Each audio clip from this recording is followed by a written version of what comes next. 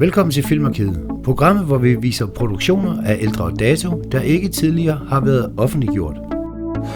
Lama Ole, why is there several Buddhistic schools and how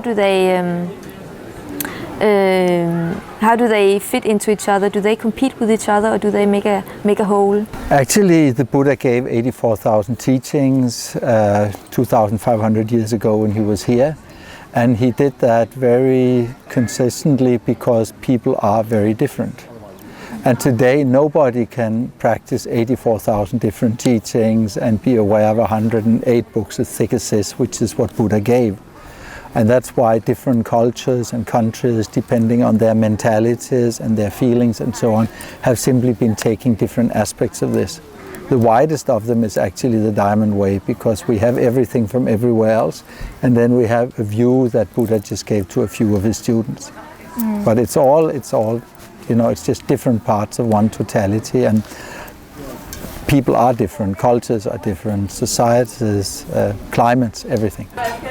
How is the Diamond Way different from the other schools? Well, Diamond Way actually has what you have in the other schools. It is based on the outside not bringing harm, on the inside developing compassion and wisdom, and on the secret level of behaving like Buddha till we become Buddha. And this special thing with identifying with enlightenment, understanding that truth, in order to be really true, must be the same at all times and places. That it cannot be big here and small there, anything like that.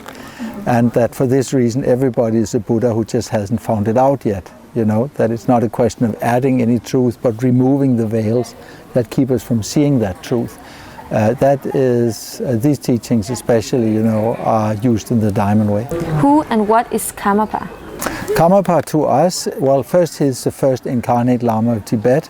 He's not the most famous Lama because he didn't do politics.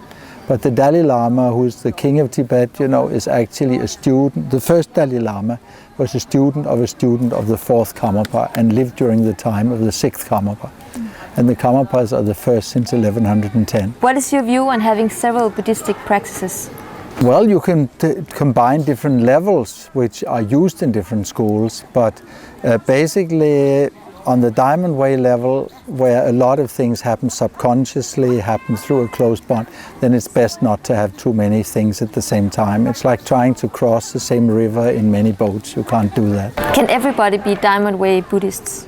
No, it's not. There are a lot of people, if you want to get rid of your own trouble, your own problems, Theravada, Hinayana, Theravada is the right thing. If you want a lot of philosophy, if you want a lot of logic and so on, then Mahayana or the Great Way is better.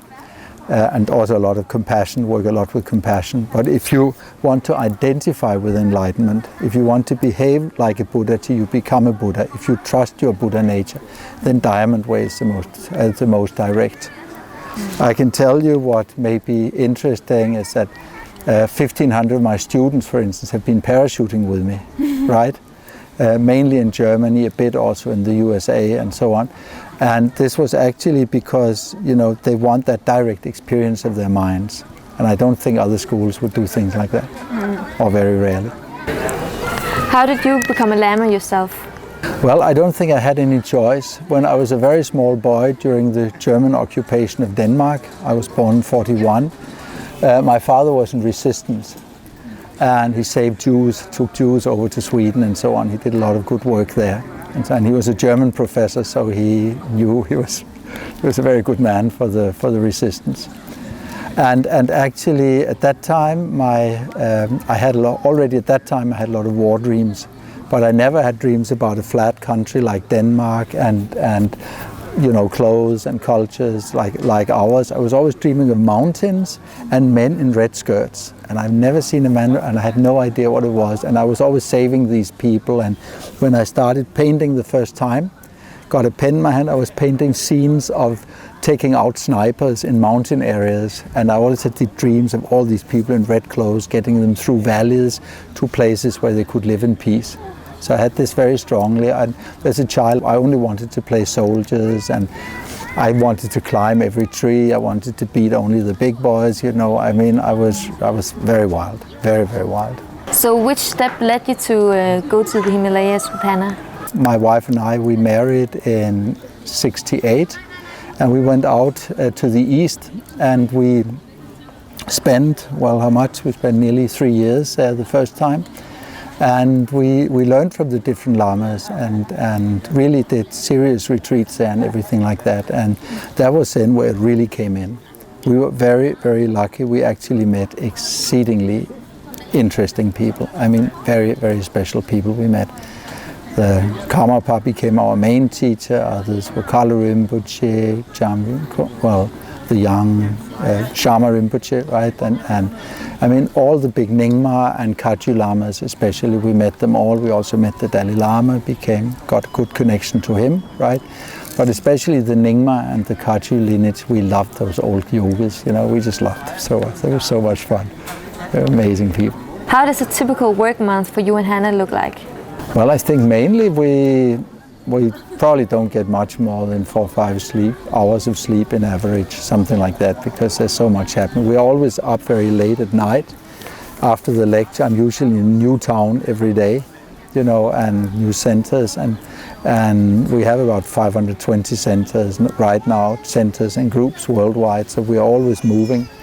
And usually you have to talk about a lot of things, maybe drink a beer and have a good time with the people in the evening. Then that's usually 2, 3 o'clock when you get to bed, right? Then usually you have to drive quite far, or you have some manuscripts or interviews or something like that. So you are up then 8, 9 or something like that. And then, well, shortly after you have to drive, right? So we have a very nice car, goes very fast. I have a very nice motorcycle, also goes very fast, but still sometimes the stretches are quite long. And then you stop at different centers on the way and bless them or inaugurate them and things like that. And then you arrive somewhere shortly before the lecture. Sometimes you get food, sometimes you don't. Then you teach from 8 to, 1 o'clock usually, right? A lot of teaching, meditation, refuge, everything. Then home with the crowd, talk to them, find out what happened, right? And then, and a lot of people come. We rarely have less than 800 people for a lecture in Central Europe and in the areas there. So I want to ask you, what is your view on leaders in the world today? Not so good, actually. Especially because I look at the political ones, you know, don't know so much about economy and so on and this kind of stuff. But politically, I think there are too many people without life experience there. At least there is in Europe, right? I mean, they come out of a school where they learn politics. They've never been in a ghetto. They've never seen a house for beaten women or anything like that. They've never seen all that. They just move in with some nice ideas from their professors and try to put them into life, and that doesn't work, right? Because it's not reality. All their professors were never in a ghetto, you know. They never saw a house for beaten women. So it's like some kind of airy-fairy illusion. That's probably why they want to get Turkey into Europe and allow so much Islam influence on Europe. Well, of course, they also want the oil and maybe, but anyway, you know, but that is the worst thing, that they don't have life experience, and they haven't tried anything in life, so they can't say we won't have this in our country, this doesn't belong here, this is not all right, and so on. This is a very big problem. Europe is getting big problems because our politicians are such baby faces, honestly said, right? Who can't make decisions, or most can't. And then the other thing, you know, is religious leaders. I don't think they say very much. I honestly don't think they say very much. They say a few very ordinary things and so on, and they're mainly politically correct, you know, and trying to know what to do, and I'm not very impressed. What impresses me is yogis. People who practice, you know, who know their minds, you know, who are willing to say what they think, you know, and willing to shake up some people if they see things going in a wrong direction and stuff like that. These are the people I really trust. These are the people I like. People with life experience. What are the obstacles for leaders? I think they're not mature. They don't know what's going on. They haven't been there. They haven't tried that. They've probably been good boys all life. They've never really tried all sides of society. I think that's it. What are the obstacles for leaders? Buddhist leaders are supposed to develop people. Other leaders are supposed to make people do what their gods want, right? There's a very, very, very big difference there. Buddhism is a religion of experience, and we all want to become Buddhas. The other religions, they are organized to keep the people down and keep them dependent upon popes and all kinds of bishops, and hierarchies and all kinds of stuff like that. That's a big difference, really. That we are trying to make people free and independent and make them go, and the others are trying to hold them and direct them and put them into a certain frame and a certain kind of behavior. That's probably the real difference. They have religions of belief, and they never become the God, so they always have to believe. We are religions of experience. We will become Buddhas, so we get confidence in what's there. So that's the difference, I think. We are not sheep, we are tigers, maybe. Why do you think many people today find themselves in a sort of vacuum between religion and governmental politics, not trusting either? I understand that, because they feel that those people never fought, never tried anything, never did anything, that they just follow each other's, and try to do what they're supposed to do, and don't have much like original thinking, or they're not willing to rock the boat. They're not willing to say this doesn't work or do this and so on. What's it, this English one, the frigate pinafore, wasn't it that? There's one, for somebody let the others take the risks, let the others do this and that, and we stay in the middle and gradually become lifted up, right? Well, leaders should be visionaries. A real leader should have an idea of the world. He should have a taste of people's potential, their power, their beauty, their ability to live, and just go in and say, man, your mind is clear light. You can do everything with your mind. You are free, see what you can do. Try your power, right? This is what a real leader should do. And all the others who come and said, oh, this system here and this system that, and please sign there and so on. Won't inspire people very much, will it? Can Buddhism be practiced in all cultures? Some level of Buddhism can be tried. The reason Buddha gave 84,000 teachings, 108 books as thick as this, was to be useful to everybody somehow. Some places people can practice the level of cause and effect. I mean, like countries in trouble, like Africa maybe, or things like that. People could practice, practice with the knowledge that what they do to others will be done to them later, right?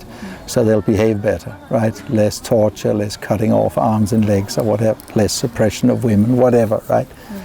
And also, or the Muslim world, right? If they think that the men who harm the women now will probably become the women next time, being hit by the former women, right? And so on, then they would also be nicer, right? They would change. So that's the thing here. And then also there are a lot of other things that, the level of compassion and wisdom, of course, is the level of modern rich societies, right? I mean, modern rich societies, humanistic societies, social societies, like, say, formerly North Europe, now most of Europe, now America, USA without the ghettos, and stuff like that. These kinds of societies that we have, that's their compassion and wisdom. They would be for Mahayana. And the way of direct experience, checking mind through experience and trying to be the experiencer and not just the things experienced. This, I think, is a small quantity of people everywhere, like a few Zen people in Korea and Japan, like some Chan people in China, and the Dzogchen, Chakchen teachings, people in Tibet. And of course, all of us Westerners who are now learning this and bringing this to our countries. These, I think, are the people with direct experience. But you need everything. You need trust in your Buddha nature. You need an understanding of what your mind is. You need the courage to go outside the normal norms of society and say what you think. I mean, you have to more or less live in a cave. In some cases, the best yogis lived in caves, right? Once they came out, it was less easy. Right? What do you think is the difference between the Buddhism in the East and the West now? The East, you are Buddhist because your grandfather was Buddhist. It's mainly a family thing and so on. And some people have been Buddhists for so long they've nearly become Christians. They've started believing everything and they don't ask questions. The thing in the West is that we are definitely elite. The best minds, the clearest minds, the most critical minds, the people who couldn't get anything else, right? Who would be too critical and too difficult for anything else, they become Buddhists. If I look at the life stories of my thousands of students, they were always wild. They were always saying, I can't live with these constrictions. It has to be bigger, there has to be space, and stuff like that.